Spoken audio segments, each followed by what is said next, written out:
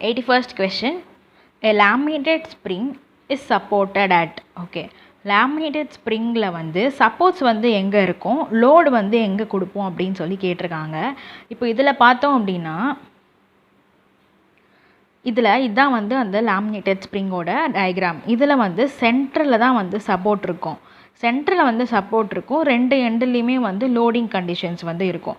நார்மலாக நம்ம எடுத்தோம் அப்படின்னா வந்து சப்போர்ட்ஸ் வந்து எண்டுலையும் லோடு வந்து சென்டர்லையும் வந்து நம்ம வந்து யோசிச்சு வச்சுருந்துருப்போம் எப்பயுமே. ஆனால் வந்து இந்த மாதிரி லேமினேட்டட் ஸ்ப்ரிங்ஸில் வந்து எப்படி இருக்கும் அப்படின்னா சென்டரில் தான் வந்து சப்போர்ட் இருக்கும், எண்ட்ஸில் தான் வந்து லோடிங் இருக்கும். ஸோ அது வச்சு பார்த்தோம் அப்படின்னா laminated spring is supported at the center and it is loaded at the ends. So option B is the right answer.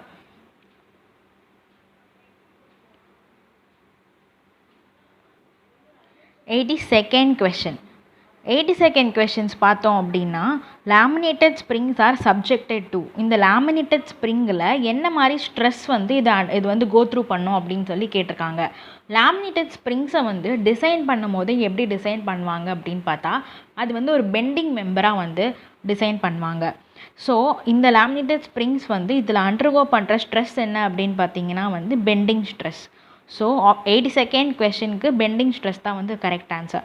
Direct ஸ்ட்ரெஸ்ஸும் சரி ஷியர் ஸ்ட்ரெஸ்ஸும் சரி லேமினேட்டட் ஸ்ப்ரிங்ஸில் வந்து ஆக்ட் ஆகாது. லேமினேட்டட் ஸ்ப்ரிங்ஸ் வந்து மெயினாக அது வந்து என்ன மாதிரி ஸ்ட்ரெஸ்ஸை கோ த்ரூ பண்ணும் அப்படின்னு பார்த்தா பெண்டிங் ஸ்ட்ரெஸ் மட்டும்தான்.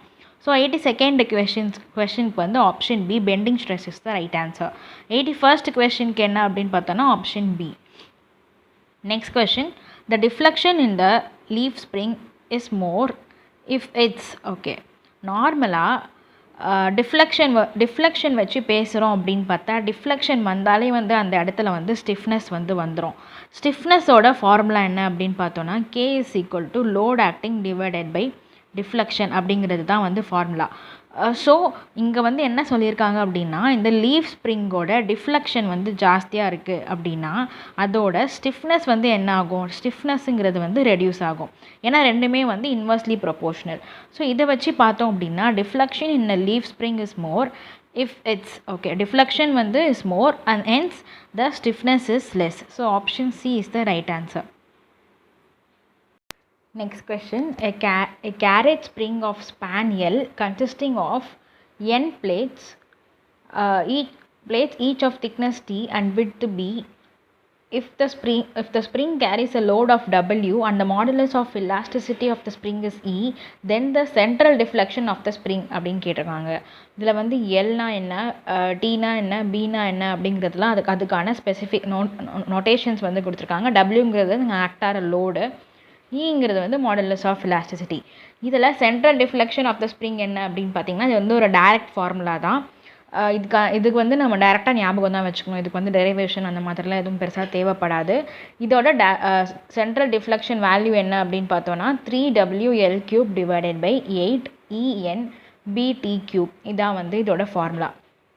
சென்ட்ரல் டிஃப்ளெக்ஷனோட வேல்யூ என்ன அப்படின்னு பார்த்தோன்னா ஆப்ஷன் ஏ தான் வந்து கரெக்ட் ஆன்சர். ஸோ 84th கொஸ்டினுக்கு ஆன்சர் என்ன அப்படின்னு பார்த்தீங்கன்னா option A. Next question, buckling load for a given column depends upon. Okay, buckling load அப்படின்னு எடுத்தோம் அப்படின்னா நமக்கு ஸ்ட்ரைட்டாக ஞாபகம் வர ஃபார்முலா என்ன அப்படின்னு பார்த்தா π² divided by L effective square. இதில் ஆப்ஷன்ஸ் வச்சு பார்த்தோம் அப்படின்னா length of the column only, least lateral dimension only, both length and least lateral dimension, option D none of the above. இதை வச்சு பார்த்தோம் அப்படின்னா ஃபர்ஸ்ட் வந்து லென்த்துன்னு இவங்க சொல்கிறது வந்து இங்கே இருக்கிற L எஃபெக்டிவ், இங்கே வந்து அவங்க லீஸ்ட் லேட்ரல் டைமென்ஷன் அப்படின்னு சொல்கிறது வந்து ஒன்றும் இல்லை, டயாமீட்டர் தான்.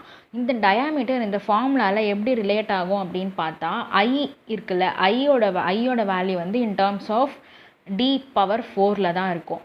ஸோ அதனால் இதில் இந்த ஃபார்முலா படி பார்த்தோம் அப்படின்னா போத் எல் அண்ட் டி ரெண்டுமே வந்து இந்த லோடு இங்கே இருக்கிற பக்லிங் லோடை வந்து எஃபெக்ட் பண்ணோம்.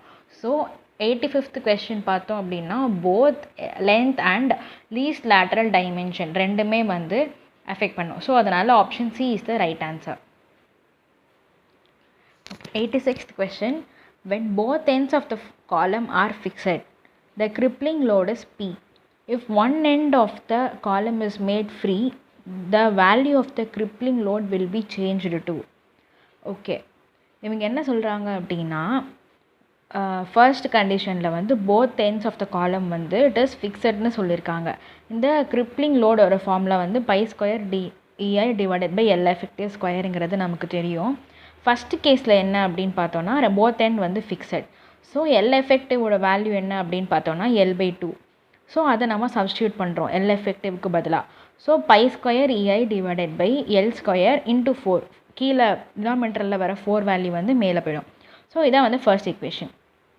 இதுவே செகண்ட் கேஸில் ஒரு பக்கம் வந்து ஃப்ரீயாக மாற்றிடுறாங்க அப்படின்னு சொல்கிறாங்க. If one end of the column is made free, அப்போ இருக்கும்போது எல் எஃபெக்டிவோட வேல்யூ வந்து 2 times எல். இதை வச்சு பார்த்தோம் அப்படின்னா இந்த 2L சப்ஸ்டியூட் பண்ணுறோம் அப்படின்னா pi square DI divided by 4L square அப்படின்னு வந்து நமக்கு ஒன்று கிடைக்கும். ஸோ இவங்க என்ன கேட்குறாங்க அப்படின்னா இந்த ஃபஸ்ட்டு ஈக்குவேஷனை என்ன பண்ணால் செகண்ட் ஈக்குவேஷன் கிடைக்கும் அப்படிங்கிற மீனிங்கில் தான் கேட்குறாங்க. The value of the crippling load will be changed to. So first ஈக்குவேஷன்லேருந்து செகண்ட் ஈக்குவேஷன் எப்படி மாறுது அப்படின்னு சொல்லி கேட்டிருக்காங்க. அப்படி பார்த்தோம் அப்படின்னா இதில் ஃபஸ்ட் ஈக்குவேஷனில் டிவைடட் பை 16 பண்ணுறோம் அப்படின்னு பார்த்தீங்கன்னா அந்த 4 அண்ட் இந்த 16 வந்து கேன்சல் ஆகி நமக்கு 4 கிடச்சிருது. இந்த 4ங்கிறது ஒன்றும் இல்லை, அதுதான் வந்து செகண்ட் கேஸ்.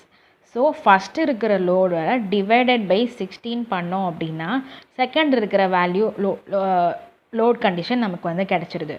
ஸோ ஃபர்ஸ்ட்டை தான் அவங்க வந்து Pன்னு கொடுத்துருக்காங்க. அந்த Pயை P/16 பண்ணோம் அப்படின்னா செகண்ட் கேஸ் வந்து நமக்கு கிடச்சிருது. So option A P/16 is the right answer. Next question, Euler's formula for mild steel long column hinged at both the ends is not valid for slenderness ratio. Okay, Euler's formulaன்னு சொல்லிட்டாங்க. அந்த formula வந்து hinged at both the ends. hinged at both the ends அப்படின்னா L எஃபெக்டிவ்னாலும் எல்னாலும் ஒன்று தான். So அதனால் இப்போ எந்த ஒரு மேஜர் டிஃப்ரென்ஸும் இருக்க போகிறதில்ல. ஆனால் இங்கே அவங்க கொடுத்துருக்குற மைல்டு ஸ்டீல் அப்படிங்கிறது ஒரு மெயினான பாயிண்ட்டு. இன்னும் சொல்லப்போனால் இந்த ஆய்லர்ஸ் ஃபார்முலா வந்து இந்த ஸ்லெண்டர்னஸ் ரேஷியோவுக்கு மேலே இருந்துச்சுன்னா இட் இஸ் நாட் வேலிட் அப்படிங்கிறதையுமே வந்து இதுலேருந்து நம்ம எடுத்துக்கலாம். இப்போது இந்த கொஷனில் பார்த்தோம் அப்படின்னா ஸ்லெண்டர்னஸ் ரேஷியோ கேட்டிருக்காங்க. ஸ்லெண்டர்னஸ் ரேஷியோ வந்து என்ன சொல்வோம் அப்படின்னா L effective divided by radius of gyration. அந்த ரேடியஸ் ஆஃப் கைரேஷனை வந்து ஆர்னு சொல்லுவாங்க, அப்படி இல்லைனா கேன்னு சொல்லுவாங்க. எந்த நொட்டேஷனில் வேணால் அது கொடுக்கலாம். ஸோ இங்கே அவங்க என்ன பண்ணியிருக்காங்க அப்படின்னா L/K அப்படிங்கிறத கண்டுபிடிக்கிறாங்க.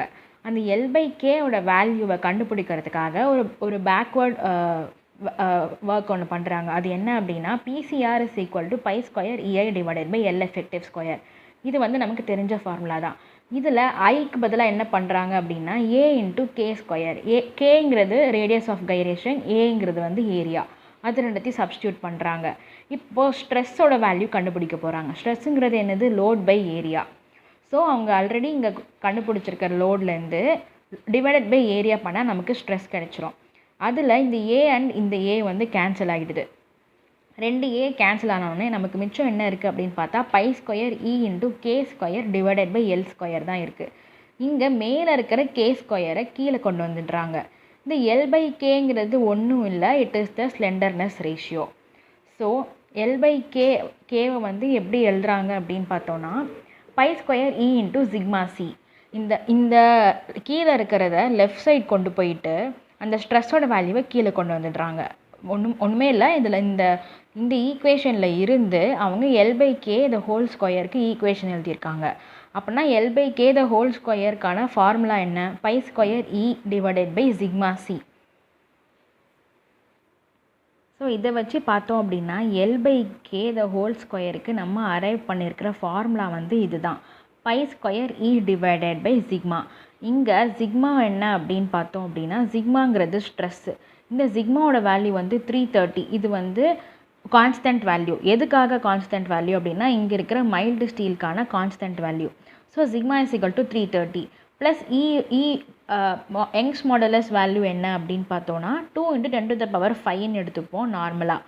ஆனால் இங்கே அவங்க என்ன பண்ணியிருக்காங்க அப்படின்னா 210 × 10⁵ எடுத்திருக்காங்க. ரெண்டுமே வந்து சேம் தான். ஸோ அதனால் ஈயோட வேல்யூ மைல்டு ஸ்டீலோட யங்ஸ் மாடுலஸ் வேல்யூவும் சிக்மாவோட வேல்யூவும் சப்ஸ்டியூட் பண்ணிவிட்டு நம்ம அங்கேருந்து இங்கே ஸ்கொயர் ரூட் எடுக்கிறோம். ஏன்னா L/Kங்கிறது தான் வந்து ஸ்லெண்டர்னஸ் ரேஷியோட ஃபார்முலா. ஸோ அதனால் lambda is equal to L/K இதுதான் வந்து ஸ்லெண்டர்னஸ் ரேஷியோட ஃபார்முலா. ஸோ இது வந்து பார்த்தோம் அப்படின்னா 18 வருது நமக்கு. ஸோ அதனால் it should be less than or equal to 80 அப்படிங்கிற மாதிரி எடுத்துக்கணும். ஸோ லாம்டாவோட value less than or equal to 80 அதுதான் வந்து லிமிட்டேஷன். எதுக்கு அப்படின்னு பார்த்தோன்னா Euler's formula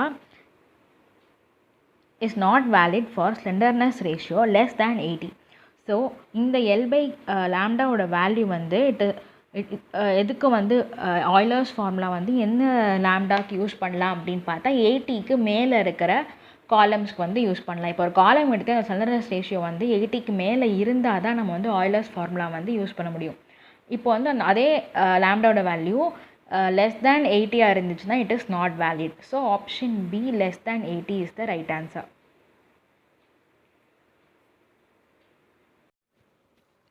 Next question, a column has a maximum crippling load when it's maximum crippling load. இப்போ Pங்கிறது தான் வந்து crippling load. இந்த லோடு வந்து எப்போ மேக்ஸிமமாக இருக்கும் அப்படின்னு சொல்லி கேட்குறாங்க. இப்போ லோடோட ஃபார்முலா என்ன அப்படின்னு பார்த்தோன்னா π² EI divided by L effective square. இதில் லோடும் L effectiveம் பார்த்தோம் அப்படின்னா ரெண்டுமே இன்வெர்ஸ்லி ப்ரொபோர்ஷனல். ஸோ அதனால் L வந்து எந்த கேஸில் வந்து மினிமமாக இருக்கோ அப்போ தான் வந்து Pயோட வேல்யூங்கிறது மேக்ஸிமமாக இருக்கும். இப்போ போத் எண்ட் பின்டு கேஸில் K is equal to 1. Kங்கிறது என்ன அவங்க சொல்கிறாங்க அப்படின்னு பார்த்தீங்கன்னா L effectiveோட வேல்யூவை இந்த L effectiveோட வேல்யூ என்ன அப்படின்னு பார்த்தோன்னா இந்த இந்த L effectiveோட வேல்யூ என்ன அப்படின்னு பார்த்தோன்னா இந்த K இன்ட்டு இந்த கொடுத்துருக்கிற Lோட வேல்யூ. Lங்கிறது அந்த காலமோட லென்த்து, இந்த Kங்கிறது இங்கே நம்ம அந்தந்த கண்டிஷன்ஸ்க்காக மாற்றுற வேல்யூஸ். ஸோ இந்த ரெண்டு பக்கமும் பிண்டாக இருக்கும் போது Kயோட வேல்யூ வந்து 1, ஒரு பக்கம் ஃபிக்ஸ்டாகவும் இன்னொரு பக்கம் ஃப்ரீயாகவும் இருக்கும் போது Kயோட வேல்யூ 2. இதுவே ஃபிக்ஸ்டு கண்டிஷன் ரெண்டு பக்கமும் ஃபிக்ஸ்டாக இருக்கும் போது Kயோட வேல்யூ வந்து 0.5. நெக்ஸ்ட்டு இந்த ஒரு பக்கம் பிண்டாகவும் இன்னொரு பக்கம் ஃபிக்ஸ்டாகவும் இருக்கும் போது Kயோட வேல்யூ 0.7. இப்போது இந்த கேஸில் பார்த்தீங்க அப்படின்னா இந்த K is equal to 0.5 அப்படிங்கிற இடத்துல மட்டும்தான் L effectiveோட வேல்யூ வந்து மினிமமாக இருக்குது. ஸோ L effective வேல்யூ எங்கே மினிமமாக இருக்கோ அந்த இடத்துல தான் இந்த லோடு வந்து மேக்ஸிமமாக இருக்கும். ஸோ இந்த கேஸில் பார்த்தோம் அப்படின்னா the place where both the ends are fixed அந்த கேஸில் தான் வந்து நமக்கு மேக்ஸிமம் crippling load வந்து கிடைக்கும். So option B is the right answer. Next question, effective length of a chimney of 20 meter height is taken as. இங்கே வந்து chimney கொடுத்துருக்காங்க. சிம்னியில் பார்த்தோம் அப்படின்னா நார்மலாக என்ன கண்டிஷன் எடுத்துக்கணும் அப்படின்னா இது வந்து ஒரு டிஃபால்ட்டான கண்டிஷன். சிம்னினாலே ஒரு எண்டு வந்து ஃபிக்ஸ்டாகவும் இன்னொரு எண்டு வந்து ஃப்ரீயாகவும் வந்து எடுத்துக்கணும். இதுதான் வந்து சிம்னியோட கண்டிஷன். இந்த கண்டிஷன் படி பார்த்தோம் அப்படின்னா எஃபெக்டிவ் லென்த் வந்து என்னது 2 times L. ஸோ 2 இன்ட்டு அவங்க கொடுத்துருக்கிற L 2 into 20 which is equal to 40. So option D is the right answer. இந்த கொஷனுக்கு both ends are fixed is the right answer. Next question, Rankine's formula for the column is valid when the slenderness ratio lies between 0 and 140, 0 and 100 is less than 80 and it has any value. இப்போ நம்ம போன கேஸில் பார்க்கும்போது ஆய்லர்ஸ் formula பார்த்தோம். இதில் வந்து Rankine formula. ரேங்கைனில் பார்த்தோன்னா ரேங்கைனுக்கு பார்த்தோன்னா எந்த ஒரு கண்டிஷனுமே கிடையாது ஸ்லெண்டர்னஸ் ரேஷியோவுக்கு. ஆனால் ஆய்லர்ஸ்க்கு ஃபார்முலா வந்து it is not valid when lambda is less than 80. So அதனால் இந்த ரேங்கைனில் வந்து எந்த ஒரு லிமிட்டேஷன்ஸுமே கிடையாது. ஆனால் ஆய்லர்ஸ்க்கு வந்து லிமிட்டேஷன் வந்து இருக்குது. லாம்டாவோட வேல்யூ வந்து it should not be less தேன் 80. அப்படின்னா என்ன அர்த்தம் அப்படின்னா ஸ்லெண்டர்னஸ் ரேஷியோட வேல்யூ வந்து above 80 இருக்கணும். ரேங்கைனுக்கு எந்த ஒரு அந்த மாதிரி கண்டிஷன்ஸ் வந்து கிடையாது. So option D is the right answer.